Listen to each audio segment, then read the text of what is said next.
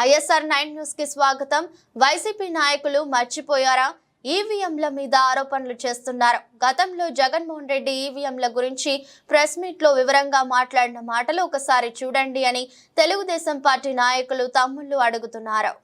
80% జనాభా వెళ్ళి polling booth లో బటన్ నొక్కినారు.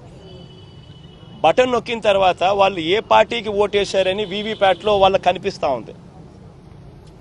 వాళ్ళకి వీవీప్యాట్లో వాళ్ళు వేసిన ఓటు వీవీప్యాట్లో వాళ్ళకి కనిపించే ఓటు రెండు మ్యాచ్ అయ్యాయి కాబట్టి వాళ్ళు సాటిస్ఫై అయ్యి బూత్లో నుంచి బయటకు వచ్చారు. ఈ 80% మంది ఎవరైతే ఓటేశారో ఎవడు కంప్లైంట్ చేయలే, ఏ ఓటరు కూడా కంప్లైంట్ చేయలే.